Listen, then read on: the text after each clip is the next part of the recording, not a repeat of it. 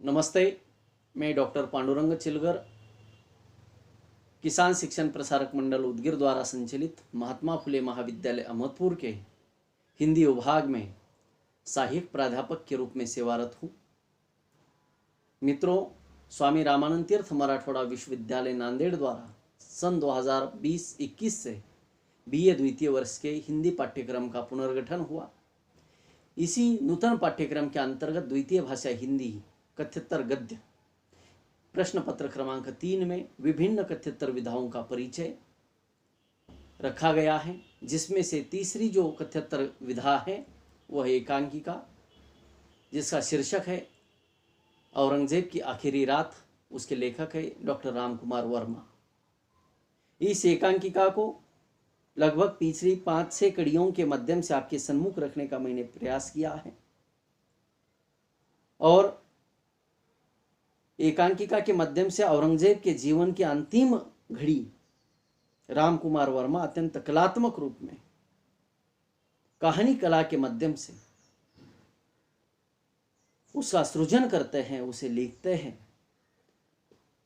कहानी कौशल्य कैसा होना चाहिए यह भी इस कहानी पढ़ने के बाद आपके समझ में आएगा, कुछ हद तक आया भी होगा। साथ ही साथ रामकुमार वर्मा जी ने औरंगजेब के जीवन की व्यवस्था को, उनके क्रियाकर्म को, कुकर्मता को भी आप इस एकांकिका के माध्यम से हमारे सम्मुख रखा और उनकी चारित्रिक विशेषताएं हमारे सामने लाने की कोशिश की। औरंगजेब की सही पहचान हमें करवाने की कोशिश रामकुमार वर्मा ने की है, जिसको हम लगभग पिछली 5-6 कड़ियों से देखते आ रहे हैं, सुनते आ रहे हैं। तो मित्रों, इस अंतिम कड़ी के अंतर्गत हम देखेंगे औरंगजेब पछतावा कर रहा है। जजिया माफ करने के लिए दक्कन के लोग या सल्तनत के लोग जब आ रहे थे उनके पीछे पीछे आगे आगे, तो औरंगजेब उनके ऊपर हाथी चलाता है, उनकी चीखें सुनता है और कहता है, इन काफिरों तुम्हारी यही सजा है, जजिया माफ नहीं हो सकता। जिन्नत ये सब सुन रही है, आलापना हम बता रहे हैं कि मैंने ऐसा जीवन में किया। आंखों में आंसू भरकर वह कहती है अपने पिता से, अलापना, आलमगीर। औरंगजेब कहते हैं अपने बेटी से उसी स्वर में, आज वह हत्ती हमारे सामने झूम रहा है, मालूम होता है वह हमारे कलेजे को चूर चूर करता हुआ जा रहा है। जिन्नत, हमारा कलेजा टुकड़े टुकड़े हुआ जा रहा है। इसकी दवा तुम्हारे हकीम साहब के पास नहीं है। जिन्नत कातर स्वर में कहती, अलम शाह, आप ये दवा पी लीजिए, इस दवा से आपको बहुत फायदा होगा। दवा का प्याला आगे बढ़ाती है।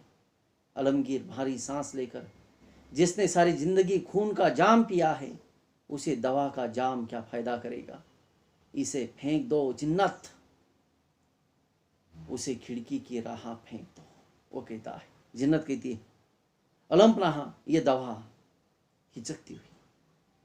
अलम कहता है तीव्र स्वर, जिन्नत, अब हम अब भी हिंदुस्तान के बादशाह हैं, हमारे हुक्म की शमशीर अब भी तेज है, फेंको यह दवा।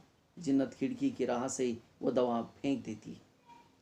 आलमगीर संतोष से कहता है, हम खुश हैं, सोचो जो दवा हकीम ने नहीं चखी वो दवा हमारे काम की नहीं।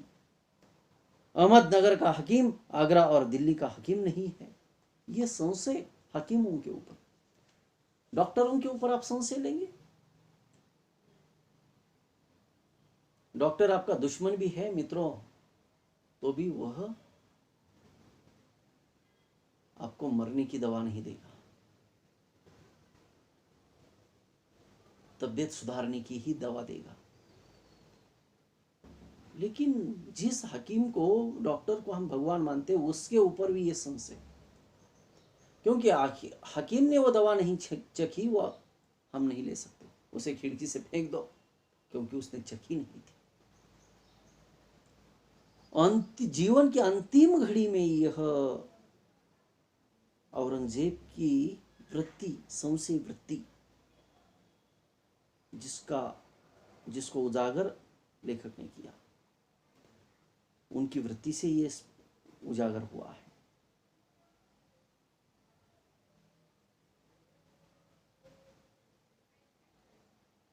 तब जिन्नत कहती है, तो जहां अपना वह दवा मैं चख लेती। आलमगीर कहते, जिन्नत, जिंदगी भर हमने अपने ही मकान में आग लगाई, मरते वक्त अपनी बेटी को भी मौत का जाम चखने देते। क्या हम हकीम को दवा चखने का हुक्म नहीं दे सकते थे? लेकिन अब दवा पर हमारा भरोसा नहीं है। जिन्नत, दुआ पर भरोसा है, हमारे लिए दुआ करो, हमारे लिए दुआ करो। दुआ की भीख मांग रहा है हिंदुस्तान का यह सम्राट बादशाह आलमगीर औरंगजेब। देखिए, जब मौत सामने दिखाई देती है तो राजा हो या रंक हो, उसकी यही अवस्था होती है मित्रों। इसलिए जीवन में अच्छे कर्म करते जाइए। हाथ बांधकर ऊपर देखती हुई जिन्नत अपने पिता के लिए दुआ मांग रही है, जहां अपना सलामत रहे, जहां अपना सलामत रहे, आमीन। आंखें बंद कर लेती है। उस समय करीम का प्रवेश। करीम आते ही सलाम करता है और कहता है, शहजादी कातिब हाजिर हैं। जिस कातिब के माध्यम से औरंगजेब अपने बेटों को खत लिखना चाहता था, जिसके बेटों को उसने ही खुद कटघरे में बंद किया था। अंतिम जो भी बात है वह अपने बेटों से खत के माध्यम से भेजना चाहता था आलमगीर। इसलिए कातिब को करीम बुलाकर लाता है। आलमगीर चौंक कर खुशी के स्वर में, क्या कातिब आ गया? आ गया। इसी वक्त उसे हमारे सामने रूबरू हाजिर करो, हमारे पास ज्यादा वक्त नहीं है। करीम सलाम कर जो हुक्म शीघ्रता से प्रस्थान करता है। अलम संतोष की सांस लेकर, कातिब आ गया बेटी, काश यह हमारी सारी जिंदगी की दास्तान बड़े अरफों में दर्ज करता। हमारे बेटों के लिए यह बहुत बड़ी नसीहत होती। आलमगीर के आखिरी वक्त में सच्ची जिंदगी पैदा होती। तस्बीह फेंक कर कलमा पढ़ता है, ला इलाहा इल्लल्लाह मोहम्मद रसूलुल्लाह।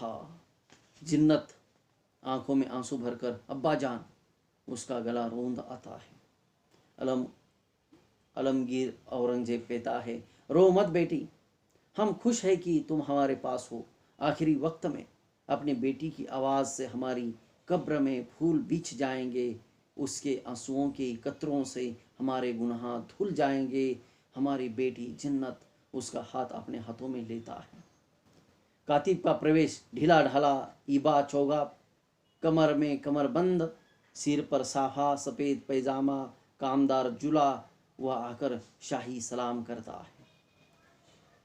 आलमगीर कहता है शीघ्रता से, कातिब तुम आ गए, हम अपने बेटों को खत लिखना चाहते हैं, जल्दी लिखो, हमारे पास वक्त बहुत थोड़ा है, लिखना शुरू करो। आलमगीर आंखें बंद कर लेता है। कातिब सिर झुकाकर जी इरशाद कहता है। कातिब बैठकर लिखने की मुद्रा धारण करता है। कुछ देर तक स्तब्धता रहती है। फिर आलमगीर मंद किंतु व्यथित स्वर में बोलता है, कातिब लिखता जा रहा। आलमगीर बता रहा है धीरे धीरे। कातिब लिख रहा है, सलाम अलैकुम अजम, हमारे बेटे, हम जा रहे हैं। हम जिंदगी में अपने साथ कुछ नहीं लिए जा रहे, लेकिन अपने साथ गुनाहों का कारवा लिए जा रहे हैं। तुम उखवत, अमन, एतेमाद पर ख्याल रखना। यह माले दुनिया हिज है। हमारी आंखों ने खुदा का नूर नहीं देखा। जिस्म से गर्मी निकल गई है, आप कोयलों का ढेर बाकी है। यानी मृत्यु के समय में जो सच्चाई है वही उगालता है आदमी। जीवन की सच्चाई बता रहा है। औरंगजेब लिखता जा रहा है, कातिब औरंगजेब के बच्चों के लिए। औरंगजेब आगे बताता है, हाथ पैर सूखे दरख्त की शाखों की तरह सख्त हो रहे हैं और कलेजे पर मायूसी की चट्टान रखी हुई है। खुदा से दूर और दिल में कोई सुकून नहीं है। हमारे लिए कौन सी सज़ा होगी ये सोचा भी नहीं जा सकता। खुदा की रहमत पर हमारा पूरा यकीन है, लेकिन हम अपने गुनाहों का बोझ कहाँ ले जाएं। अब हमने समुद्र में अपनी कश्ती डाल दी है। खुदा हफीज। ये इस प्रकार का खत अपने बेटे के लिए औरंगजेब कातिब द्वारा लिखवाता है। देखिए, यही जीवन की अंतिम सच्चाई है मित्रों। इसको याद रखिए। औरंगजेब इतना बड़ा बादशाह, लेकिन क्या लेकर जा रहा है? अंतिम अवस्था में क्या है उसके पास? जिन्नत की आंखों में आंसू आते हैं और वो कहती है, अब्बा जान। जिन्नत कहती है, अब्बा जान। आलमगीर उसकी ओर देखते हैं, फिर आंखें बंद करते हैं और अपने बेटे को याद करते, काम बख्श हमारे बेटे। जिन्नत कातिब की ओर इशारा करके, लिखो कहती है। कातिब लिखता है। अलम कहते हैं, हम अकेले जा रहे हैं, तुम बेसहारा हो, इसका हमें मलाल है, लेकिन इससे क्या फायदा? जो सजाएं हमने दी है, जो गुनाह हमने किए हैं, जो बेइंसाफियाँ हमने की है, इन सब का अंजाम हम अपने आगोश में लिए हैं। हम तुम्हें खुदा पर छोड़ते हैं। अपनी माँ उदयपुरी को तकलीफ मत देना। मैं रुखसत होता हूँ, अलविदा। थोड़ी देर स्तब्धता रहती है। जिन्नत करुण स्वर में कहती, अब्बा जान, आप ऐसा खत क्यों लिखे जा रहे हैं? अलम जिन्नत की बात पर कुछ ध्यान न देकर कहते हैं, जिन्नत मेरी बेटी, इस जिंदगी के चिराग में अब तेल बाकी नहीं है। इस खाक के पुतले को कफन और ताबूत की जेबाइश की जरूरत नहीं। इस बदनसीब को जमीन में यूं ही दफन कर देना। इस मुस्ते खाक को पहली ही मंजिल पर सिपुर्दे खाक कर दिया जाए। हमें खुशी होगी अगर हमारी कब्र पर कुदरती सब्ज मलमल की चादर बिछी होगी। कुछ देर ठहर कर आंझानी हमारे गुनाहों को बख्श दीजिए। दारा सुजा मुराद। इसी समय बाहर अल्लाह अकबर की ध्वनि में अनाज होती है, अजान होती है। आलमगीर उस अजान को ध्यान से सुनता है। उसके ओंठों में कुछ स्पंदन होता है। जुम्मा के दिन की पहली अजान। फिर एक झटके के साथ सिर उठाकर अजान आने की दिशा में नेपथ्य की ओर देखता है। आलमगीर तस्बीह फेरते हुए नेपथ्य की ओर देखकर रुकते, कुछ स्पष्ट स्वरों में अल्लाह अकबर का अंतिम बर ओठों में ही रह जाता है और तकिए पर आलमगीर का सिर झटके से गिर पड़ता है। जिन्नत शीघ्रता से आलमगीर के सिर के समीप जाकर रुंदे शोर से कहती है, अलमपनाह अब्बा जान। कोई जवाब नहीं मिलता। बाहर अजान होती रहती है। जिन्नत अपने आंचल से आंसू पोंछती हुई आलमगीर का मुंह सिरहाने पड़े हुए रेशमी कपड़े से ढांक लेती है।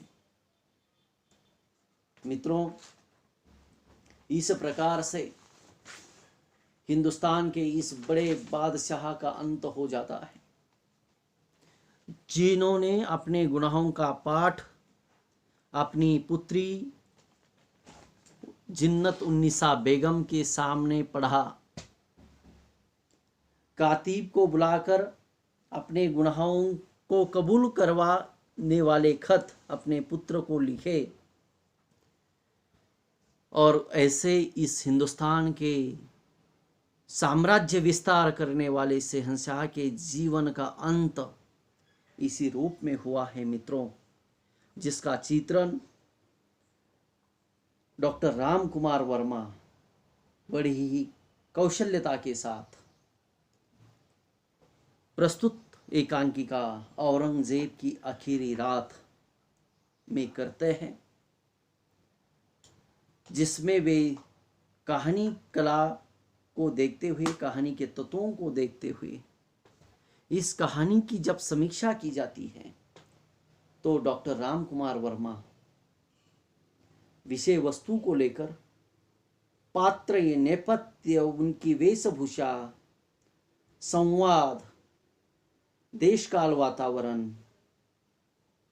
पात्रानुकूल भाषा शैली और मानव जीवन को जीवन का अंतिम सत्य बताने वाला यह उद्देश्य लेकर यह एकांकिका जो उन्होंने लिखी उसमें वे पूर्णतः सफल सिद्ध होते हैं। तो मित्रों, इसी प्रकार से द्वितीय भाषा हिंदी के तीसरा प्रश्न पत्र कथ्योत्तर गद्य अर्थात कथ्योत्तर साहित्य के पाठ्यक्रम को क्रमशः आपके सन्मुख रखने का प्रयास प्रस्तुत समाज माध्यम यूट्यूब द्वारा निरंतर किया जा रहा है, आगे ही होगा। मित्रों, अपने बड़ी तन्मयता के साथ मेरे इन विचारों को सुना। लगभग पिछली 6 कड़ियों में मैंने औरंगजेब की आखिरी रात इस एकांकिका को क्रमशः विषय वस्तु को आपके सन्मुख रखने का प्रयास किया, जिसे आपने सुना, सहा, शायद समझ कर लिया, यह मानता हूं। और आप सभी विद्वज्जनों के प्रति मैं पुनः एक बार कृतज्ञता ज्ञापित करता हूं। धन्यवाद।